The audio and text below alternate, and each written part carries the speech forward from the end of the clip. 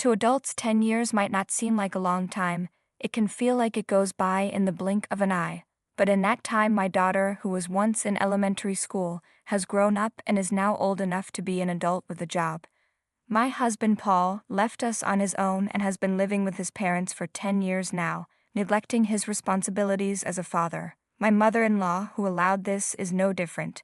Even if they offered me a house where all our generations could live together, what they probably want from me is just to be their housekeeper. It's too late now, even if they start acting friendly because they sense money coming their way. I've spent the last decade raising my child alone, unlike Paul, who has wasted his time. My name is Judy, I'm 53 years old, a full-time housewife with a part-time job. My only daughter, Hannah, who lives at home while attending university, recently got a job offer and will start working next year. I worry about her because she's still inexperienced in the ways of the world, but I'm happy she has grown up well. Raising a child seemed to go by in a flash, but I still have her student loan to repay. For over 20 years, I've put my daughter first, but now I wonder what my life will be like from here on. It might be nice to travel, enjoy hobbies, or join the gym I've always wanted to go to. However, around this time, both of my parents passed away. Their death was sudden. They died instantly in a rear-end collision. It was so unexpected that I had no time to grieve, as I was busy with funeral preparations and dealing with inheritance matters. After meeting with the tax accountant and things had calmed down, I finally broke down in tears and realized I should let my husband know. I picked up my phone and called him, but there was no answer. Of course, he wouldn't pick up. I had tried several times before the funeral, but he never responded. I sent messages, but he didn't reply. After several attempts, I got busy and forgot about him. More than a week passed. I don't consider myself heartless for not thinking about my husband at such a time. In fact, it's been years since he stopped coming home. He's not missing. He's living at his parents' house. Since he left on his own, he has kept his distance from me. It's troublesome and annoying when I can't reach him in an emergency. I can only leave a message on his parents' home phone. I was confused when he first left. I don't really know why he left since he refused to talk to me about it, but I stopped caring once I got busy with childcare and work. It seemed pointless to try to understand someone who would go to such lengths to abandon his family. From the beginning of our marriage, he prioritized his own family over us. We argued about this many times. Even when I stressed that we had our own family to take care of, he would break his promises whenever his mother asked for a favor. It didn't matter if we had plans or a trip booked. I did feel like he tried to contribute to the family when our daughter was young, but when she became a teenager and grew distant from him, things changed. That year, his mother suddenly hurt her back, and though there was a lot of snow and my daughter and I had colds, he decided to help his parents instead and never came back. I don't know how a man who couldn't do any household chores was useful, but my mother-in-law insisted he could stay as long as he wanted. She spoiled him, and he got comfortable living with his parents. To her, I was the bad daughter-in-law who took her precious son away. Since I had no choice, I called my husband's parents' house. My mother-in-law answered the phone. "Hello, Mother. It's Judy. Is Paul there? I can't reach him. What's wrong? I need to talk to him. Can you put him on the line, please?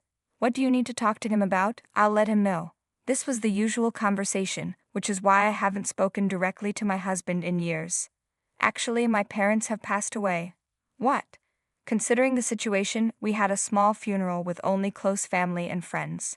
Why didn't you tell me about this important thing right away? I tried several times. I can't believe this.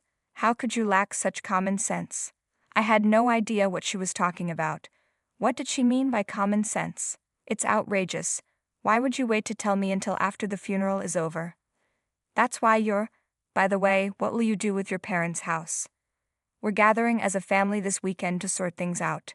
My mother-in-law paused for a moment and said, "The big house?" Yes, it might take some time since the house is huge. I see. My mother-in-law laughed in a strange way. Do you have something to say? No, not at all. It's nothing. Is that so? Then I'll excuse myself. After hanging up, my daughter, Hannah, looked at me with concern. Are you okay? You look upset. There's no need to force yourself to contact Grandma or Dad. You're too diligent, Mom, my daughter said, worried. It's not that simple. You have way too much sense of obligation, Mom, she said. I responded to her concern. I didn't want people to think I was being unreasonable, but inside I was furious. I even thought about cutting ties with my in-laws completely. However, I knew that to my daughter, Paul was still her only father, so it wasn't that simple to break away from them. The weekend arrived and my daughter and I went to my family home to help with the cleanup. My siblings and I all played our parts, and the work progressed steadily.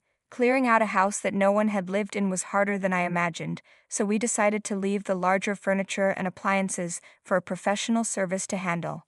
Suddenly, I got a call from my mother-in-law, which was unusual.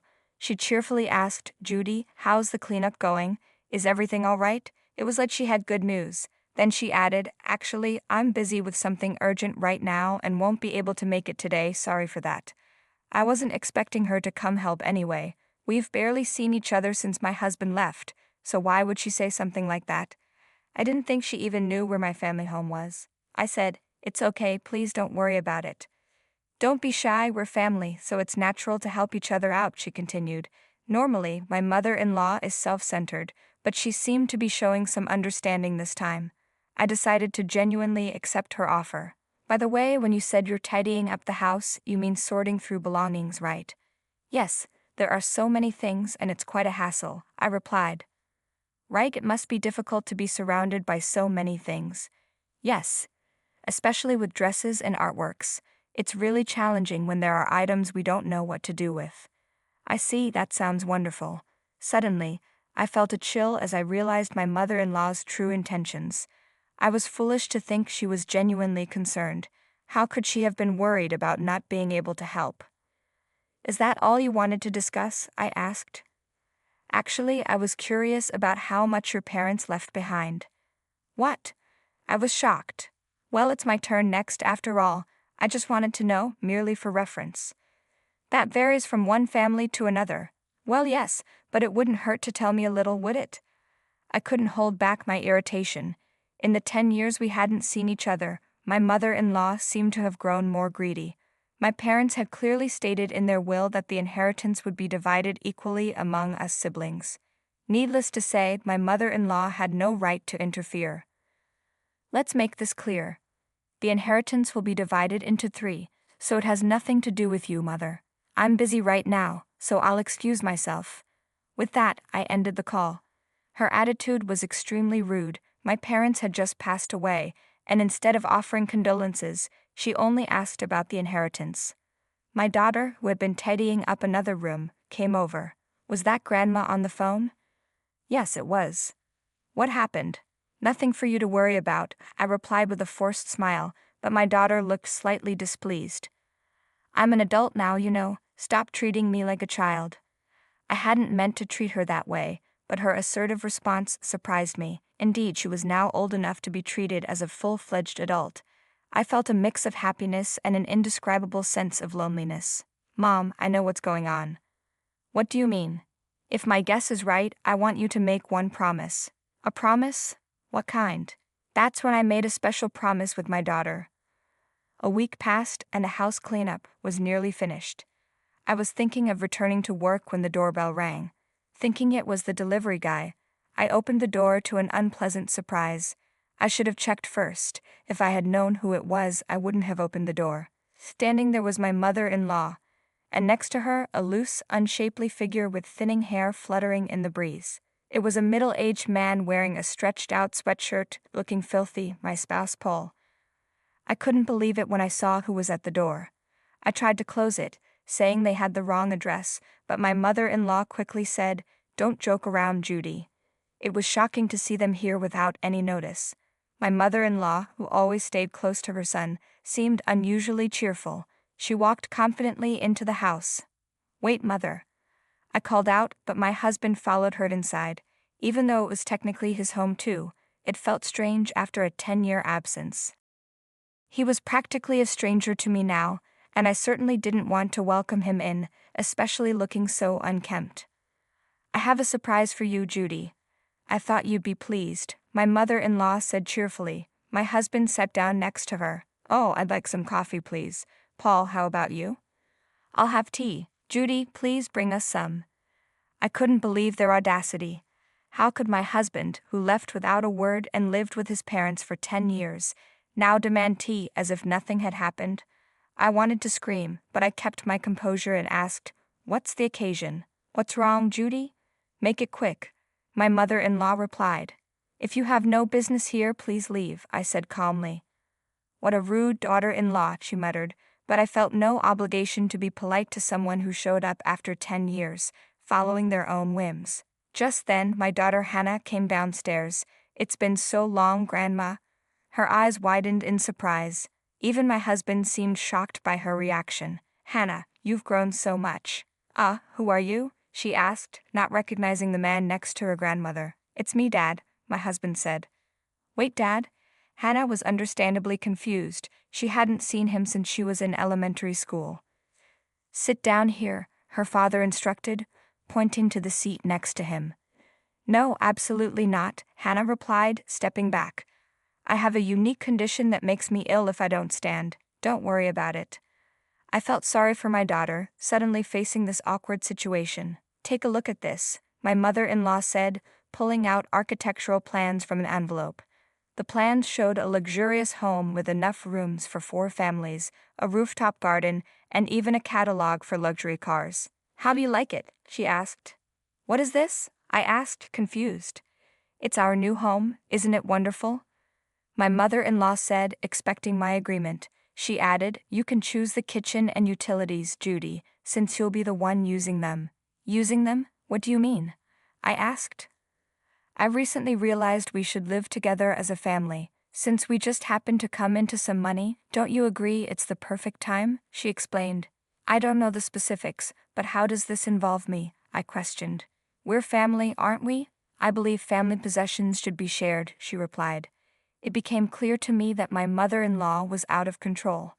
Desperate to understand the situation, I turned to my husband. "What do you think?"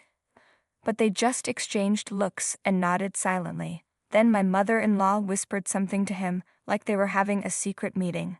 Finally, my husband spoke up. "Seems like it's time for me to return home." I was confused and let out a sound. "With the $3 million we inherited, I'm thinking of building a 2-family house to live there with my parents," he said smugly. My mother-in-law nodded, pleased. "Did you hear that, Mom? It's just like I said," my daughter exclaimed. I couldn't help but laugh. "Really? It turned out just as you said, Hannah. You're amazing," I said, and we shared a laugh. The atmosphere lightened, and even my mother-in-law and husband seemed pleased. "I'm glad you two agree. The construction date is already set, and all that's left is to pay the down payment," my mother-in-law said. But Hannah confronted them. "You're completely wrong, Grandma, Dad. Don't you think you're being a bit too oblivious? Even if you say you want to live together, I absolutely refuse to take care of the 2 of you, who have troubled Mom for years." My mother-in-law was shocked. "What? Mom, I won the bet, so keep your promise," Hannah said energetically. All right, I agreed. As we discussed the situation, my mother-in-law suddenly asked, "What do you mean, what promise?" My daughter, Hannah, responded sharply, "Grandma, it seems you can't tell the difference between what's yours and what's not. We bet on whether you were after the inheritance." "Huh? What does that mean?" my mother-in-law asked, puzzled. "If you could tell the difference, you would have told Dad to go back to his own home long ago. But you always said families should stay together," Hannah explained. Then my husband suddenly raised his voice. "I left this house because of you two." My daughter and I exchanged confused looks, not understanding what he was getting at. "I would have forgiven you immediately if you had just apologized. I was waiting for just one word from you both," he continued. "Wait, you lost me. What do you mean?" I asked. "You told me to leave, Judy," he said. I tried to recall but couldn't remember ever telling him to leave. "Have you really forgotten that snowy night when I came home tired from work, and you told me to leave?" Finally, I remembered a faint memory. That night, Hannah and I were bedridden with a cold. He came home without bringing anything and asked, "What's for dinner?" I had simply asked him to dine out. To think he held on to that for years drained the strength out of me. How trivial was that? "Is that really what happened?" I asked, still confused. "Yes, and that's why I'm baffled." "Why did you leave it like that?" he said. "It's your fault. I tried to contact you many times," I responded, looking at my mother-in-law, who smirked with guilt for not relaying the messages. "Apologize and I'll forgive everything. Let's forget the past and start fresh as a family," he said. At this, Hannah couldn't contain her laughter. "Dad, didn't you know? Mom has been preparing for divorce for 5 years." "What?" he asked, shocked. "The promise I made with my daughter was to get divorced if my mother-in-law was acting out of greed for the inheritance. It would mean endless troubles ahead, prompting me to make my own decisions," I explained, feeling relieved as if shedding a heavy burden I had carried for years. "Don't joke around. Do you think you can just submit a divorce application unilaterally?" my husband retorted angrily. "Long-term no contact and separation are grounds for divorce," I calmly replied. "What does that mean? Didn't you know I thought I was fulfilling my duties as a father by sending money? The amount was too insignificant. Do you think children can be raised on money alone? How can you say you've fulfilled your role as a father after neglecting your family for 10 years? A mother is supposed to take care of the kids," he muttered. "There's no point in talking to you." "Yes, I raised her by myself, and we didn't need you," I said. "You were absent for school events, pickups, and preparing lunches. Even when I was sick, the husband I should have relied on was absent. Your presence was unnecessary then, and it still is." "Let's send this," I said, referring to the divorce papers. "Wait, are you serious? What are you planning to do from now on, Judy? Please help. What should Paul and I do when we get older?" my mother-in-law pleaded, trembling with fear. "You're essentially asking Hannah and me to be your helpers or caregivers?" I asked. "No, that's not what I meant. I don't know what to tell you unless I have something I owe you. What about the $3 million inheritance? Let's use it more effectively," my mother-in-law said desperately. "Where did the $3 million come from? If it's divided among siblings, that implies a $9 million inheritance. That couldn't be possible," I responded, confused. "It's a misunderstanding. There wasn't such a large sum in the first place. Even if there were, I would never build a house for us to live together," I declared firmly, facing my bewildered mother-in-law and tearful husband. "Judy, are you really going to leave me behind?" my husband pleaded. "Continue living at your beloved parents' home as you wish." "Goodbye," I said, resolute. 3 months passed. My ex-husband's ceaseless demands for reconciliation bordered on stalking. His lengthy messages, sent over 20 times a day, went unread. When I hinted at legal action, he backed down. The divorce papers were finally processed without issue. Looking back, my ex-husband and mother-in-law's self-centered imaginations led them to believe others should take care of them. It was a pitiful sight. Even Hannah is striving to become independent. She plans to move out and live on her own after getting a job, a suggestion I made. Though I'll be lonely, it will be a great experience for her to understand the value of money, time, and family. As for myself, I've been offered a full-time position at the company where I worked part-time. After the task of raising a child ended, they strongly recommended me. I'm very grateful for the opportunity. Following the divorce, I'm studying diligently to get a certification, excited about this new journey. When I shared the news with my daughter, she said, "Mom, you're like a new employee, just like me." We laughed together. Time flows equally for everyone, but how we spend those 10 years varies. There will be enjoyable times and moments when things don't go as planned. Maybe after another 10 years, some conclusions will be reached. I plan to live freely, just as my daughter wished for me. I hope you do the same.